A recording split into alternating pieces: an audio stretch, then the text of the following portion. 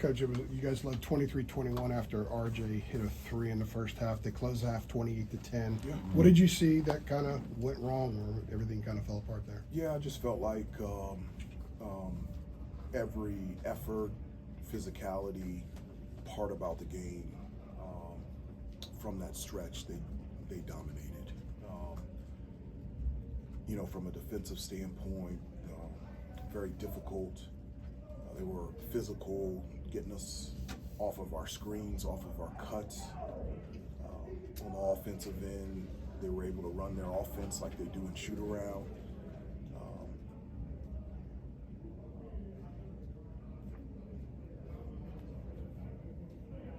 They're a very good team, and they played tonight hungry and in every aspect of the game.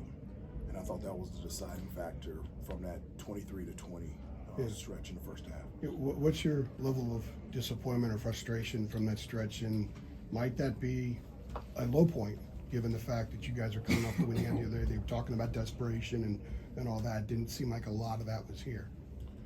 Yeah, one of the things that we talked about in the game is, and I think it was a question after the game on Saturday in regards to a sense of urgency, and I said, no, it's a sense of emergency. And that's the type of mindset that you have to have in your preparation, practice, and play every day. And it doesn't guarantee you that things will work out your way, but without it, you have no chance. And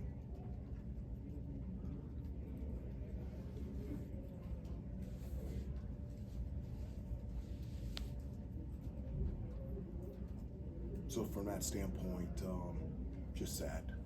Hubert, this was a team that in November and December, even when you guys would dig big holes, big deficits, you played with your hair on fire a lot of times to get back in it. Do you feel like that this team has lost its fight in some ways?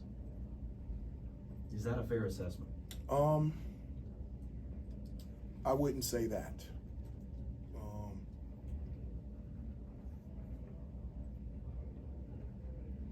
I would not say that.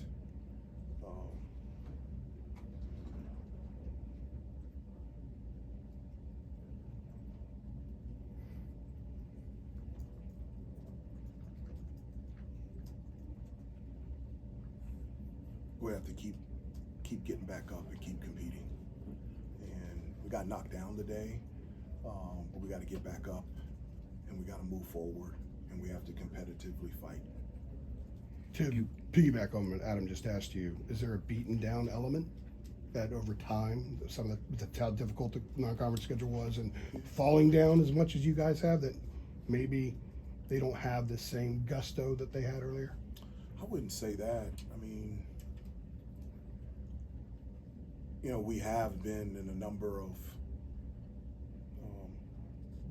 one possession games or tight games, and but I wouldn't say that we were worn down from the entire season and the schedule that we played. We just didn't respond today with the type of competitive fight that you have to have in order to just have a chance to win a game like this. Hubert, obviously we know Ian's a very confident guy, confident player. Last couple games hasn't been able to make a field goal. I guess in this recent stretch for him, what do you think has kind of maybe gotten away from him from a scoring standpoint, and just how do you think he can kind of get back into a groove? Yeah, I mean, for all of our guys, it's not just about scoring. There's just so many ways that you can make impactful plays in order to help a team win. So, it's defensively rebounding, diving on the floor, talking on defense. And so, there are stretches where, from an offensive standpoint, for any player, where they struggle, they're out of rhythm. Those things happen to everyone. But the things that you do have control over is, defense, rebounding, different stuff like that. And so Ian's a great kid and a talented player, and I love coaching him. Where do you think he stands when it comes to some of those other things you were talking about, as far as the defense, the rebounding? Do you feel there's, I guess, aspects of those areas where he can also take some strides. Yeah, but I mean, Ian's always been competitive. He's a joy to coach. All of the guys are. I can't say anything but unbelievable, awesome things about each one of the kids on the team in terms of their, in terms of coaching them, and so we all can improve in every area, and we're going to have to. What was in your view some of the issues with Locken got going early? Some of those threes were pretty simple walk-in looks that were clean. Like, what in your view were the issues there? And surely you wanted to take away some of the buckets that he got, because he was scoring free and easy there. Yeah, he was. You know, a couple of those threes came off of offensive rebounds. Okay, so you know it's a result of us not boxing out. On ball screens, they got really too much depth. Yeah. And so when you get too much depth, in terms of recovering to them, it's just too long of a closeout. We talked about different things and stunning towards them on the weak side, but because of the depth that they got on ball screens, it was just too long of a closeout. And so after he hit a couple, he was really hot and he was getting everything. It wasn't just the threes; it was around the basket. It was posting up. It was offensive rebounds. He didn't feel us defensively at all. He was in a really comfortable rhythm in the first half. Couple more. If I can go back to Ian, he had a 7-game stretch where he averaged about 22 points. In the 7 games since then, he's at about 7. So going back to what you said a minute ago, is there anything more than just being a stretch by a young guy where he's not maybe getting as many shots as he was getting before? Is there something more to it?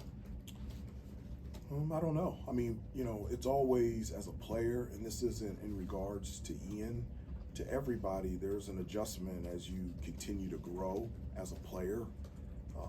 Scouting reports change on you, tendencies or from the opponent are noticed more, and those are great opportunities for growth out there on the floor. And so,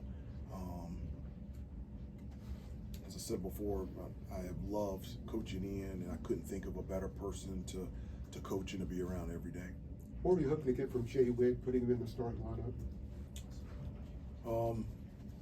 Shefflin is just, in my opinion, the best offensive rebounder in the league. And, we had been starting, we're not very big.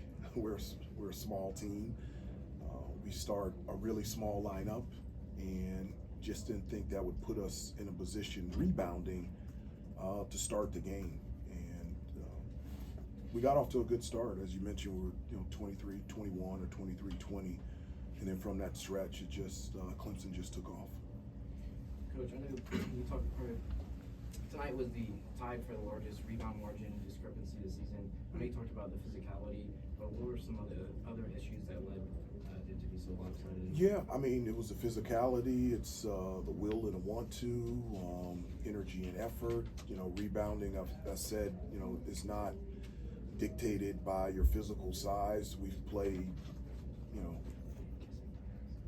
bigger teams, and we've boxed out, we've rebounded, we've actually won the rebounding battle.